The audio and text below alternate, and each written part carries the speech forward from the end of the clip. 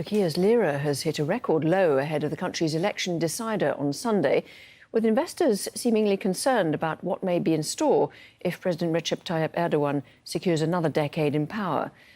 The president's unorthodox policies have driven the lira down 80% over the last 5 years, but polls have him ahead before the runoff. His challenger, Kemal Kılıçdaroğlu, has embraced anti-migrant rhetoric to try to turn the race around.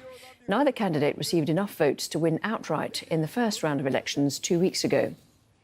Let's take a closer look at the results of that first round. President Recep Tayyip Erdogan received 49.5% of the votes, and his main rival Kemal Kılıçdaroğlu had nearly 45%, while Sinan Ogan, who was backed by the far-right Victory Party, earned about 5.2%.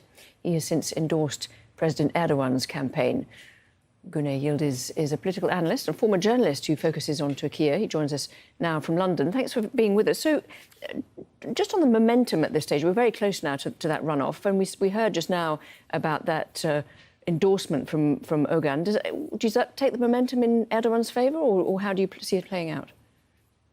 Erdogan already was very close to winning the vote in the first round, according to the official account, 49.5%, as you've mentioned. It's not clear whether Sinan Oğan, who received mostly the reactive votes rather than like being a loyal, having a loyal following, whether Sinan Oğan can transfer his support base towards Erdogan is unclear. But maybe President Erdogan may not need that anyway. With the full almost control of the media and successfully dominating the agenda by polarizing the society on the Kurdish issue or religious sensitivities or family values, rather than economy or the aftermath of the earthquake, the state reactions. So rather than issues that might work against the government successfully managed to control the agenda and polarize the society on issues that would work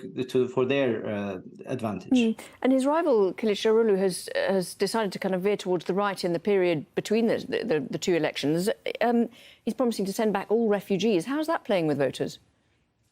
Anti-refugee statement is something that has backing from across the political spectrum in Turkey, and the rhetoric is becoming more and more racist almost from different circles of the across the political spectrum.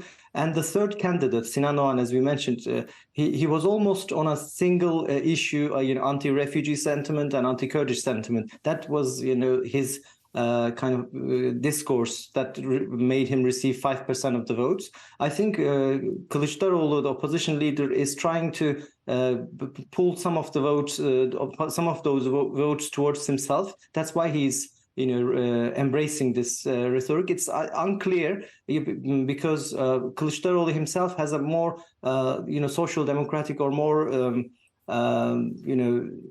he's not a hardliner. And now he's trying to pose as a hardliner against the refugees. I'm sure it is a kind of melody to the ears of many people in Turkey because of their, almost racist approaches against the refugees. But whether this would be enough for him to close the gap between him and Erdogan is unclear. Now, before the first round, the polls were slightly off, weren't they? So if they were wrong this time round, and if Erdogan were to lose, what would the geopolitical implications be? If Erdogan loses, I think that there'll be huge repercussions, first and foremost on Turkish domestic policy, the rule of law in the country, for the positive, I would believe. But in international politics, I think Turkey would follow a more institutionalized foreign policy, which would make it easier for Western countries to deal with Turkey. Because under President Erdogan preferred to have strongman relations in which top person talk to the other top leader and bypassing traditional foreign policy making mechanisms. That's one reason why he gets on or better with President Putin of Russia, because both of them can bypass other mechanisms and can deliver against each other. But when it comes to dealing with the West, President Erdogan wants to deal with the leaders, like President Biden, for example, who on the other side pushes for more institutionalized foreign policy. And President Erdogan also sees President Putin Putin's Russia as a hostile or a rival power to Turkey, but at least he believes Putin would prefer him to be in power in Turkey rather than any other candidate. But he prefers, President Erdogan thinks that it's the opposite when it comes to the West. The West is more friendly to Turkey, but they would prefer someone else in power. So if